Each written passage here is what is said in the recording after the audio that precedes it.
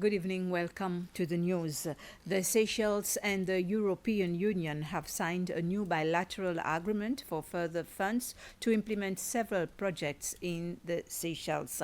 The two will work together to identify and implement projects aimed at fighting climate change and to protect the environment. The European Union ambassador to Seychelles, Oscar Benedict, says that the Union finds it important to help Seychelles.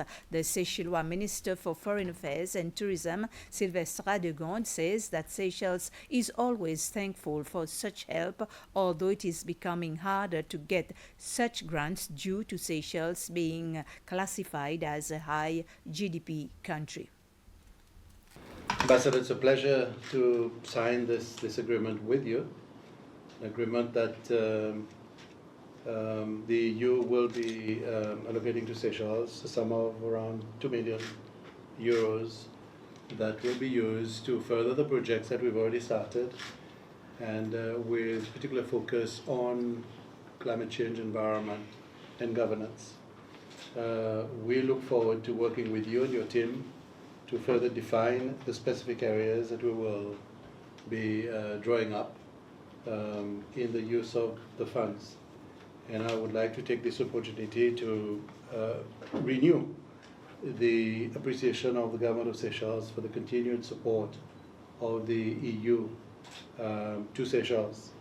I know that it's not been an easy task for us to get the 2 million euros.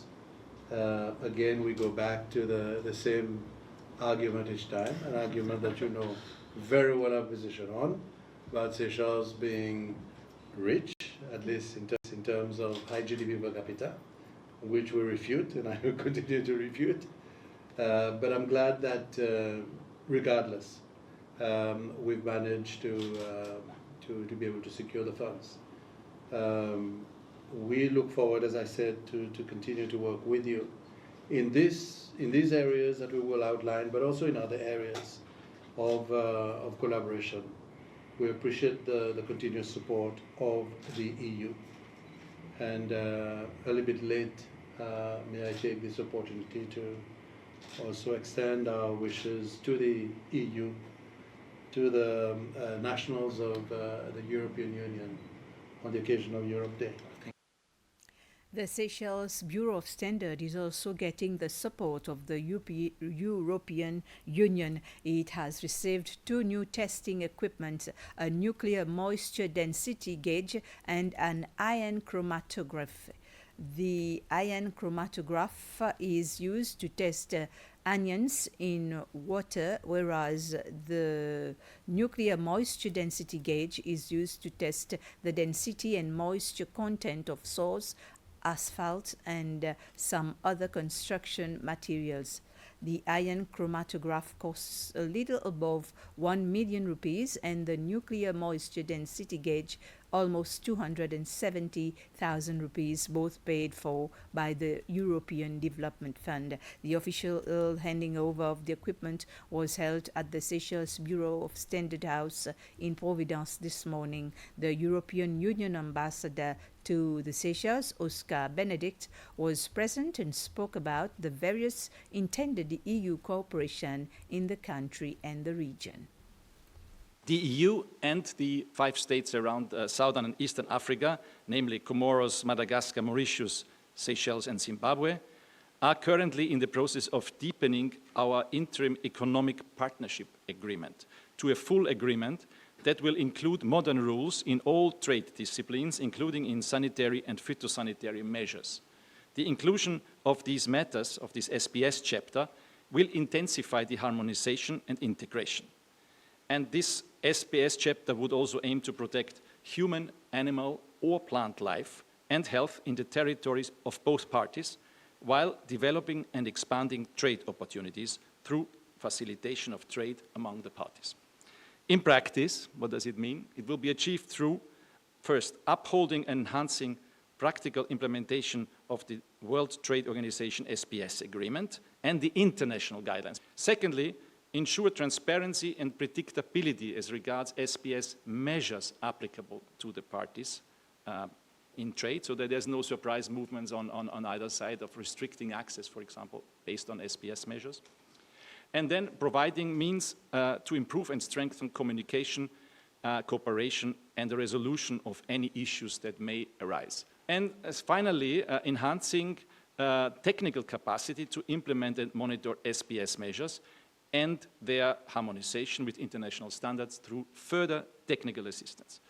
And finally, point 5 is promoting the cooperation between us and Seychelles in the control of animal and plant pests or diseases, in frauds concerning food and animal welfare issues, as well as the fight against antimicrobial resistance, because this is becoming a big subject, and also sustainable agriculture and food systems.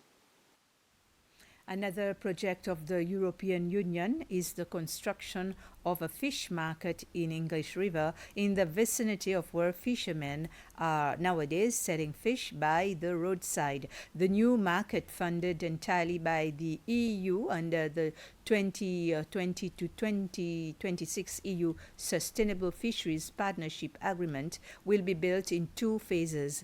The first phase, due to start next month, will include dredging and reclamation for a sum of 3.5 million rupees, and it is the company UCPS which has been awarded the contract. This will be followed by a second phase where the actual market will be built, but this contract still needs to be tendered out.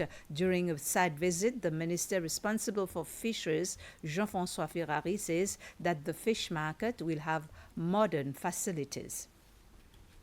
This facility is one that we have decided will be shared between 2 districts, English River and Mobiston. In fact, many of the fishermen who are actually working from this spot are from Mobiston. So what we need is an association which we will set up between the 2 districts and make sure that this is a shared facility, okay? And there will be safe mooring area where we will be excavating a depth of about 1.5 meters, and that will accommodate all the moorings. Then we will have a landing area with floating pontoons. We will have a market, a modern market, where we've done in other places with stainless steel tables and things like that. And an access area, a parking area, landing area, and also a geese store.